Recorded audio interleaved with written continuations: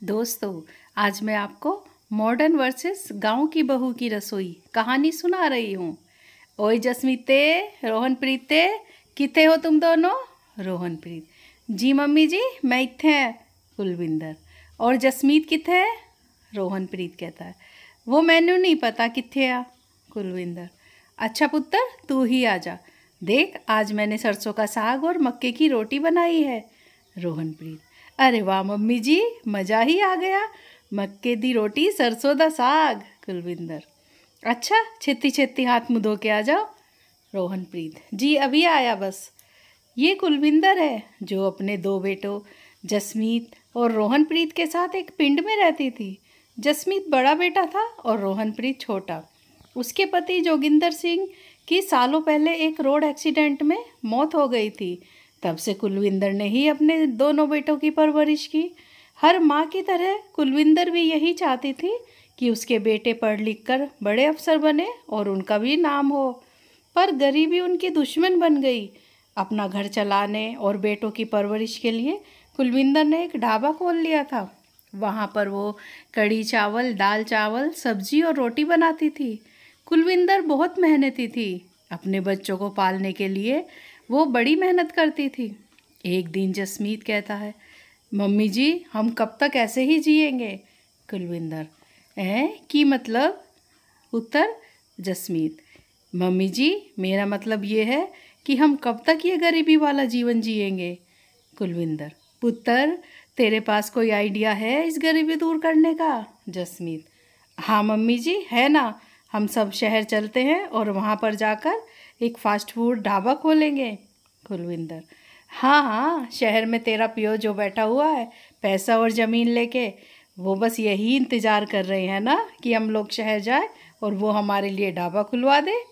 Jasmeet: mummy जी, पियो वहाँ नहीं बैठा, पर यहाँ पर तो पियो दी ज़मीन है ना, उसे ही बेचकर खुलेगा ढाबा।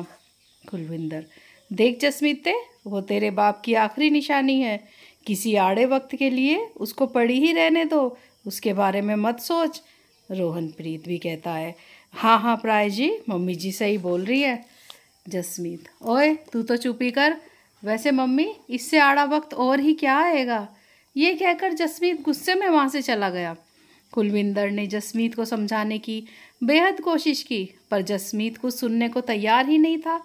जसमीत ये चाह रहा था कि वो ज़मीन बेचकर उसे उसके हिस्से के पैसे दे दे, ताकि वो उन पैसों से शहर में जाकर एक रेस्टोरेंट खोल सके।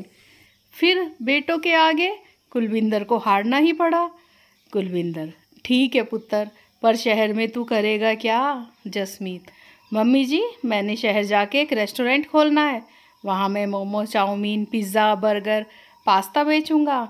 और मम्मी जी, मैं खूब सारे पैसे कमाऊंगा और फिर आपको और रोहनप्रीत को भी शहर में अपने पास बुला लूँगा। अब हमें इस गरीबी में नहीं रहना पड़ेगा। रोहनप्रीत: प्राय जी, फिर आप मुझे एक बुलेट दिला देना, मेरा बुलेट चलाने का बड़ा मन करता है।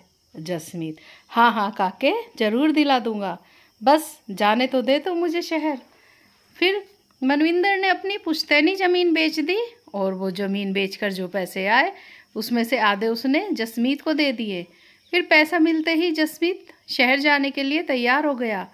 जसमीत कहता है, अच्छा मम्मी जी, मैं चलता हूँ, आप अपना ख्याल रखना। मनविंदर: हाँ हाँ ठीक है पुत्र, पर तू हमसे मिलने आते रहना गाँव। फिर जसमीत पैसे लेकर शहर चला गया। समय ऐसे ही गुजरता रहा। अब दोनों भाइयों की शादी भी हो गई। जसमीत ने दिलजीत नाम की एक मॉडर्न लड़की से शहर में ही शादी कर ली। उधर गांव में मनविंदर ने रोहनप्रीत की शादी मनप्रीत नाम की एक सीधी सादी लड़की से कर दी। मनप्रीत को खाना बनाना बेहद अच्छा लगता था और उधर जसमीत की बीवी दिलजीत को भी खाने बनाने का बड़ा शौक था, पर फिर भी दोनों एक दूसरे से बहुत अलग थी। एक दिन मनप्रीत: मम्मी जी, छेती छेती आ जाओ, आज मैंने गोभी के पराठे बनाए। कुलविंदर: वाह बहू, बहुत बढ़िया। तभी रोहनप्रीत: ओए मनप्रीत, जल्दी ला, मैनू भी दे दे पराठे, फिर मैनू खेतों में भी जाना है। फिर दोनों ने परोठे खाए। तब मनविंदर: अरे वाह बहू, तूने तो बहुत स्वादिष्ट परोठे बनाए हैं, बस थोड़ा सा नमक कम है, वरना परोठों का कोई जवाब ही नहीं। मनप्रीत: अच्छा मम्मी जी, आगे से मैं ये बात ध्यान रखूँगी। वैसे मम्मी जी, मेरा सरसों का साग खाने का बड़ा मन कर रहा है। आप बना दोगे क्या? और साथ साथ मुझे भी सिखा देना। मुझे नहीं आता बनाना, ताकि अगली बार से मैं खुद ही बना सकूं। वैसे आपके हाथों से बने सरसों के साग और मक्की दी रोटी का तो कोई जवाब ही नहीं है। सच्ची मम्मी जी। मनविंदर, हा हा हा। ठीक है, फिर आज ही शाम को साग बनाते हैं और तू फिर सीख भी लेना। रोहनप्रीत, पर मक्के दी रोटी जरूर बनाना। मनप्रीत, हाँ जी जरूर, तुसी चिंता ना करो। उधर जसमीत शहर और अपनी मॉडर्न पत्नी के जैसा ही हो गया था, और अब तो उसने एक मॉडर्न कैफ़े भी खोल लिया था। दोनों पति पत्नी कैफ़े चलाते थे। इधर मनविंदर अपने छोटे बेटे रोहनप्रीत और बहू मनप्रीत के साथ बेहद खुश थी। एक दिन अचानक से कुलविंदर को चक्कर आए और वो गिर पड़ी। उसका मुंह भी टेढ़ा हो गया था। ये देखकर रोहनप्रीत और मनप्रीत दोनों अपनी माँ को लेकर जल्दी से शहर की तरफ भागे। शहर में डॉक्टर ने बताया कि मनविंदर को लकवा हो गया है और उसका इलाज अभी लंबा चलेगा। एक हफ्ते तो रोहनप्रीत और मनप्रीत एक कम किराए वाली धर्मशाला में रहे। पर जब सारे पैसे ख़त्म होने वाले थे, फिर रोहनप्रीत ने अपने भाई जसमीत को फ़ोन मिलाया और उससे थोड़ी मदद मांगी।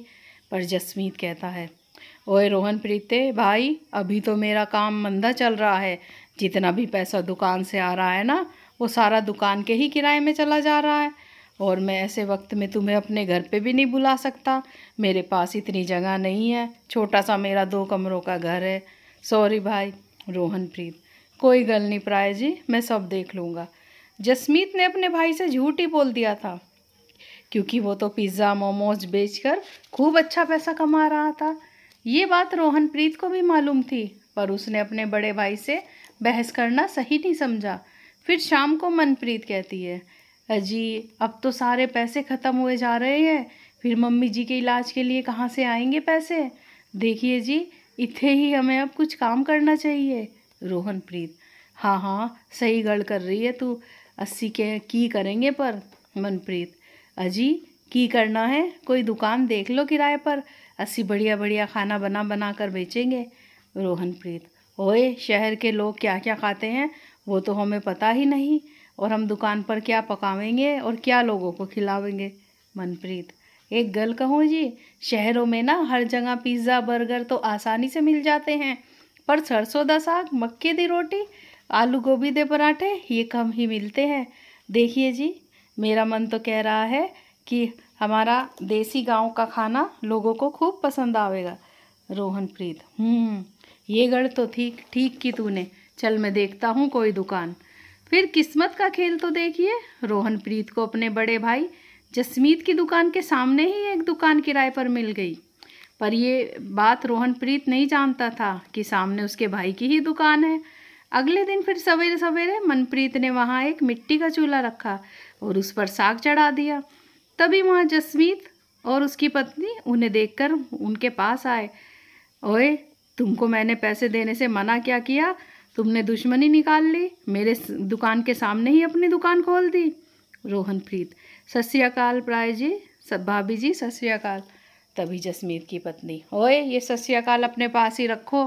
की बना रहे हो? सरसों दा साग? अरे कमले, ये तेरा देहात नहीं है, ये जो तेरी बीवी के बनाए देहाती पकवान यहाँ चलेंगे, और वो भी हमारे सुंदर कैफ़े के सामने। अरे थोड़ा भाई कमला हो गया है जी, और इसके साथ ये इसकी गंवार पत्नी भी। रोहनप्रीत को गुस्सा आ गया। वो बोला, देखिए भाभी, आप इस तरह से हमारी बेइज्जती नहीं कर सकती। सही यही होगा कि अभी आप लोग यहाँ से चले जाएं। फिर वो दोनों वहाँ से चले गए। रोहनप्रीत और मनप्रीत को उनकी बातें बेहद बुरी लगी। उनको बहुत गुस्सा आ रहा था, पर उन्होंने ये ठान लिया कि वे अब इस गांव के पकवानों से ही पैसा कमा कर उन्हें दिखाएंगे। अगले दिन रोहनप्रीत ने एक बड़ा सा बैनर बनवाया। उस पर लिखवाया, चूल्हे दी रोटी।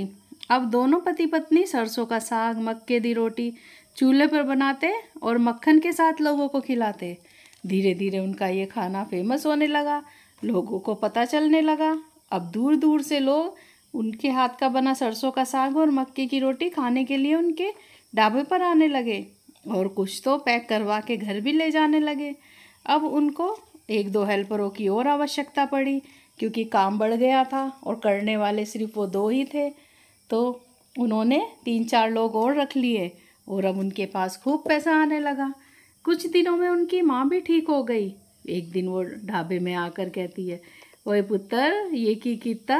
रोहनप्रीत, कुछ नहीं मम्मी जी, बस शहर के लोगों को गांव के पकवान का स्वाद चखा रहे हैं। उधर जसमीत और उसकी पत्नी अपने खाली पड़े कैफ़े में अपना माथा पकड़ कर बैठ गए। दोस्तों, अगर आपको ये कहानी अच्छी लगी हो तो like, share, comments and subscribe ज़रूर करें। Thanks for watching.